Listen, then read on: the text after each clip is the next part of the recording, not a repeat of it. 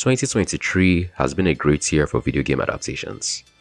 We've had the phenomenal The Last of Us on HBO Max, which was not only faithful to its source material, but also managed to translate flawlessly into a serialized TV format.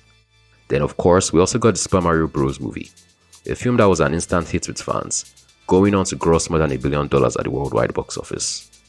And now it seems that it is time for fans of Five Nights at Freddy's to get in on the action, as a familiar band of killer animatronics make the jump onto the big and small screen. But does the film capture that sense of dread the games are known for, or does it instead bring back the dreaded video game movie curse? Hi guys, Michael Abayemi here, and today I'm reviewing Five Nights at Freddy's. The film centers upon Mike Schmidt, a troubled young man who lands a job as a nighttime security guard at an abandoned family entertainment center called Freddy Fazbear's Pizza. Unable to find a babysitter for his younger sister one night, he decides to bring her along with him to spend the night there. But it doesn't take long into his shifts before he realizes that his empty rooms and hallways are haunted after midnight by his eponymous animatronic mascots, along with 3 others just like it. Now he must do whatever he can to survive long enough to cash his paycheck. The Five Nights at Freddy's video games are renowned not only for their effective jump scares, but for their lore-filled stories as well. And all that is presented to the player in a stripped-down presentation with very minimal setup or exposition. All you need to know is that you're a night guard at a defunct pizza place who needs to fend off a group of killer animatronics in order to survive 5 nights as the title suggested. And while I've never actually played any of the games myself, I've still, like many others, watched enough Let's Plays on YouTube to understand what the noise is about. So heading into this long-awaited movie adaptation, I expected to see the same bare-bones approach to horror, but with perhaps some more character development and build-up to better fill out the film's overall runtime.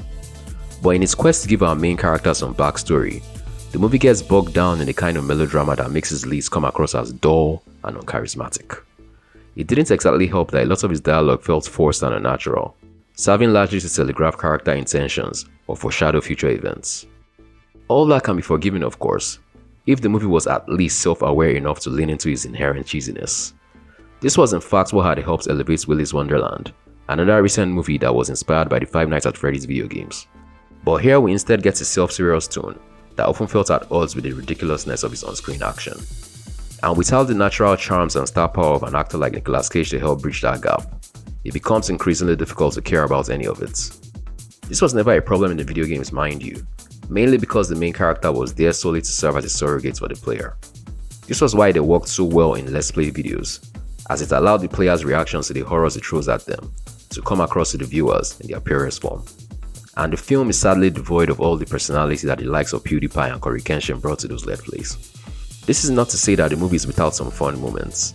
It was nice seeing Cory make a cameo as a taxi driver, complete with jump scares that were reminiscent of his own Let's Plays of the game. It is just that the film takes too long before anything remotely interesting happens, and even when the killings begin, they are confined by the limitations of its low-budget production and a PG-13 rating. Five Nights at Freddy's is about as dull as a video game movie can get, without outright putting viewers to sleep. It completely squanders a simple yet interesting premise by sticking too closely to horror film conventions. And while it does faithfully recreate the various locations from the video games, as well as the animatronics that inhabits them, it still fails to convey their sense of dread or impending doom, nor does it successfully tap into the rich lore that continues to spark discourse among fans, at least not in any meaningful way. I'll give the film a 5 out of 10. We'll be watching Five Nights at Freddy's this weekend. Let me know in the comment section down below. Don't forget to like this video if you enjoyed watching this review, and to subscribe to the channel with notifications turned on if you'd like to see more reviews like this in the future. And until the next one, this is Michael, signing off.